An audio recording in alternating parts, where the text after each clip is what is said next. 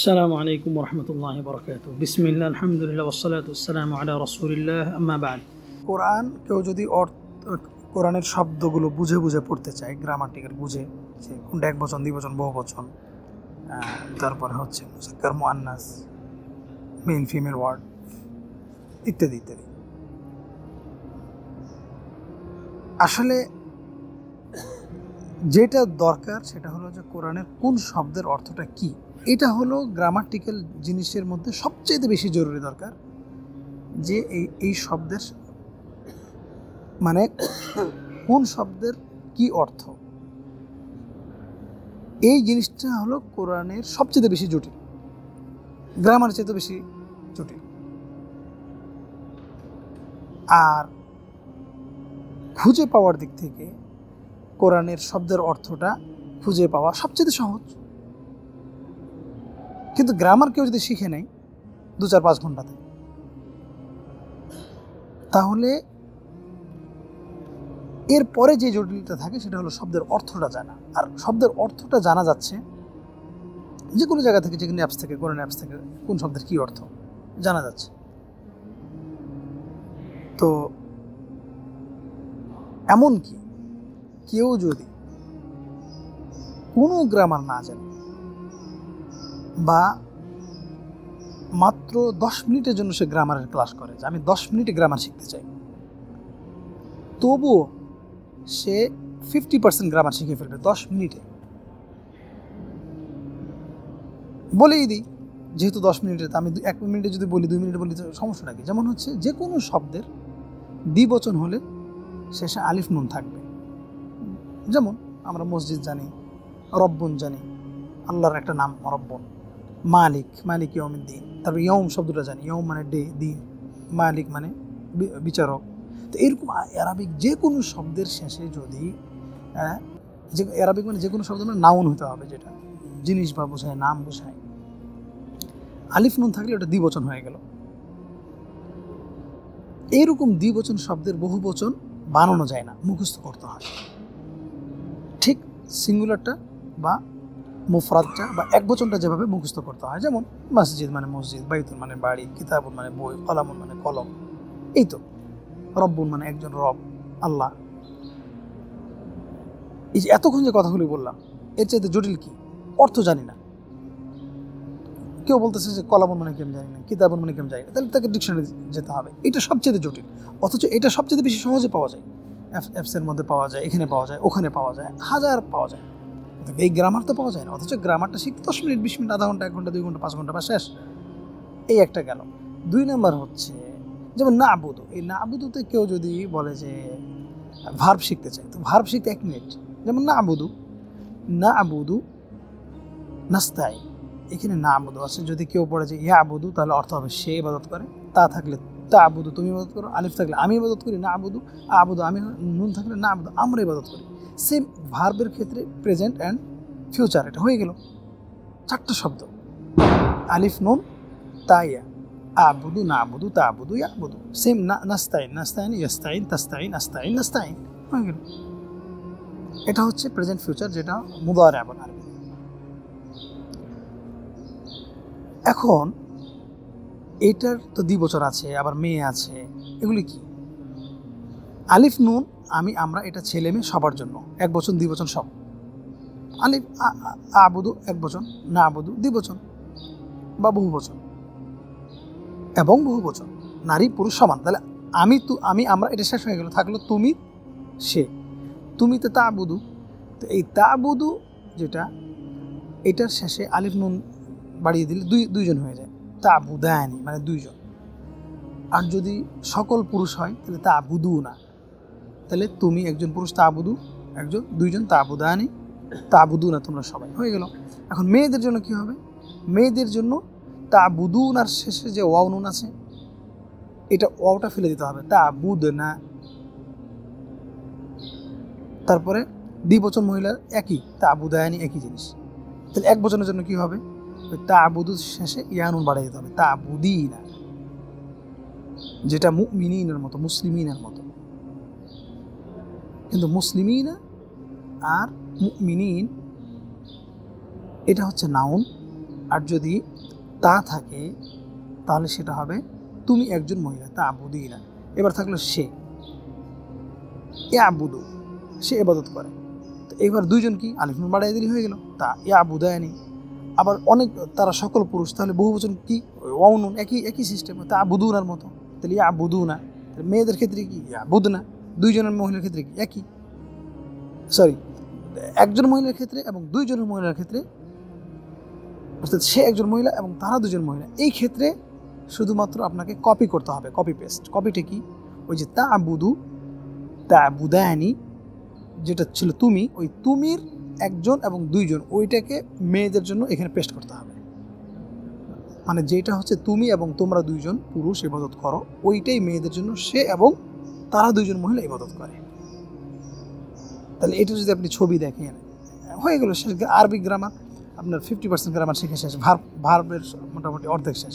থাকলো ফেলে মাদি, 3 অক্ষরের বিশিষ্ট কোনো শব্দ যদি হয়, নাসারা, এরকম নাসারা, আবাদা, দাখালা, খারাজা, কসামা, হালাফা, তাহলে অর্থ হলো সে একজন পুরুষ সাহায্য করেছে, অতীত, পাস্ট।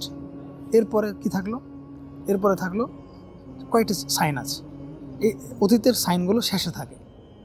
নাসারা, নাসারা, একটা আলি বাড়িয়ে দিলে হয়ে গেল নাসারু। একই ওই যে প্রেজেন্ট ফিউচারের জন্য যেটা বললাম আলিফ নুন এবং ওয়াও নুন, এখানে সেটা হবে কি একটা একটা করে, শুধু আলিফ এবং শুধু ওয়াও, নুন থাকবে না এখানে, মানে দ্বিবচন এবং বহুবচনে, আর এখানে নুন থাকবে না, কিন্তু পরে থাকবে সাইনগুলো সেম একই। এইভাবে আর 5-6টা সাইন আছে। নাসরতা, নাসরতুমা, নাসরতুম, নাসরতি, নাসরতুমা, নাসরতুন্না, নাসরতু, নাসরনা। যেমন এটা কোথায় আছে, আনআমতা সিরাতাল্লাযীনা আনআমতা, আনআমতা তুমি সাহায্য করেছো, আনআমতু তাহলে আমি সাহায্য করেছি, আনআমনা আমরা সকলে সাহায্য করেছি। এই তো এই কয়টা সাইন, 8টা-10টা অক্ষর বাস, তাহলে ভার্ব শিখা শেষ। নাউন শেখানো বললাম কি, এক বচন, দ্বিবচন, বহুবচন, বাইতুন, বাইতানি, বুয়ুতুন, এই তো হয়ে গেল। আর কি থাকলো, মুসলিম। কোনো শব্দ যদি মিম দিয়ে শুরু হয় তাহলে ওইটা এরকম, তখন অর্থ হবে কর্তা, মানে মুসলিম মানে সে একজন মুসলিম, মুমিন, মুমিন, মুজাহিদ, এরকম মানে সে মুজাহিদ, এরকম। অথবা যদি প্রথম অক্ষরের পরে একটা আলিফ থাকে, যেমন এরকম তালিব, নাজিহ, খাসির, হালিক, কাতিল, এই তো নাউন বাস। এর শেষে আলিফ নুন বাড়িয়ে দিলে দুজন হয়ে গেল, ওয়াও নুন বাড়িয়ে দিলেও আবার সকল মুসলিম। তাহলে মুজাহিদ, একজন মুজাহিদ, দুজন মুজাহিদ আরবি কি, মুজাহিদানি, সকল মুজাহিদ আরবি কি, ওয়াও নুন, মুজাহিদুনা। তো তালিব একজন ছাত্র, দুজন ছাত্র আরবি কি, তালিবানি, দুজন ছাত্র। অনেকগুলো ছাত্র আরবি কি, তালিবুনা, হয়ে গেল, এই তো শেষ। মুসলিমাতুন একজন মুসলিম মহিলা, দুইজন কি, মুসলিমাতানি, দুইজন। তারপরে সকল মুসলিম মহিলা, আলিফতা, মুসলিমাতুন, শেষ, গ্রামার শেষ। 5 মিনিট এটাই আপনি প্র্যাকটিস করেন সারা বছর, কি সমস্যা, আপনি দেখে দেখে বের করেন। সূরা ফাতিহার মধ্যে আছে কয়টা, সব আছে, আউযু বিল্লাহ, বিসমিল্লাহ এবং সূরা ফাতিহা, এই 3টা জিনিস যে বললাম, এইটার গ্রামার যদি কেউ টোটালি শিখে তাহলে 95% তার আরবি গ্রামার শেখা শেষ। সুবহানাল্লাহ। আল্লাহ জাতিকে হিদায়াত দান করুন, আল্লাহ মানুষকে বুঝার তৌফিক দান করুন। আমার যদি নিয়ন্ত্রণে থাকতো তাহলে আমি একদিনের মধ্যে বাংলাদেশের সকল মাদ্রাসা আমি গ্রামার শিখে শেষ করতাম। শিখতে বাধ্য, শিখতে হবে, এমনকি স্কুল কলেজ সহ। আল্লাহ তাআলা কোরআনটাকে এত সহজ করে দিয়েছে পানির মতো, কিন্তু ঘটনা হচ্ছে যে আল্লাহ বলছে ফাহাল মিন মুদ্দাকির, আছে কি কোনো গবেষক, নাই। ইন্না লিল্লাহি ওয়া ইন্না ইলাইহি রাজিউন ইল্লা কালিল। তো যাই হোক, ওটাই বলছিলাম যে কোরআন পড়তে শেখাটা 2 প্রকার, একটা হচ্ছে বেশি বিশুদ্ধ, একটা হচ্ছে মোটামুটি নর্মাল চলার মতো। এই চলার মতো যেটা, এইটা শেখার চাইতে আরবি গ্রামার শেখা বেশি সহজ। আর বিশুদ্ধ তেলাওয়াত শেখাটা, এটা বিশেষজ্ঞ আলেম হওয়ার চাইতে বেশি কঠিন। কি বললাম, নর্মাল পড়তে শেখাটা এর চাইতে বেশি সহজ হচ্ছে গ্রামার শেখা, যেটা বলে শেষ করলাম নাম্বার 1। নাম্বার 2, কেউ যদি বলে যে আমি অনেক বেশি বিশুদ্ধ শিখতে চাই, যেটা অতিরিক্ত, যেটা শরীয়তে কি জরুরি না, ফরজ না, শুধু অতিরিক্ত, মুবাহ, অতিরিক্ত কোনো সওয়াবও নাই, বেশি আলহামদুলিল্লাহ, এই যে স্টাইল করে ডিজাইন করে পড়া, বেশি বিশুদ্ধ করা, এই বেশি বিশুদ্ধ করার জন্য যে পরিশ্রম, যে সময়, যে কষ্ট লাগে, তার চাইতে কম সময় লাগবে আলেম হয়ে যাওয়াটা, আলেম হইতে। আবারও বলি, নর্মাল কোরআন শেখাটা এর চাইতে বেশি সহজ হচ্ছে মোটামুটি কোরআন বুঝে শুনে পড়া, যেটা বললাম। আর বেশি বিশুদ্ধ করাটা, যেটা অতিরিক্ত, কোরআনে বেশি সোয়াবের কাজ না, বরং অতিরঞ্জন, বর্তমান যুগে যেটা অতিরঞ্জন হয়ে গেছে, এইটা শেখার চাইতে আলেম হয়ে যাওয়াটা বেশি সহজ। কারণ বেশি বিশুদ্ধ করাটা, এটার জন্য অনেক সময় দিতে হয়, যেটা অতিরিক্ত। এটা শয়তান ওয়াসওয়াসা, বৈধ, হারাম না, কিন্তু এই বৈধটাকে ওসিলা করে মানুষ যুগে যুগে 90% মানুষ সুরের পাগল হয়ে যায়, পথভ্রষ্ট হয়ে যায়।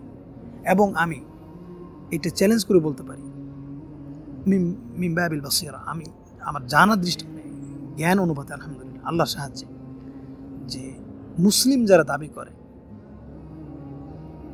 আবেগী মুসলিম, সব বেশিরভাগ 90% মুসলিমের মধ্যে আপনার 88% হচ্ছে আবেগী মুসলিম।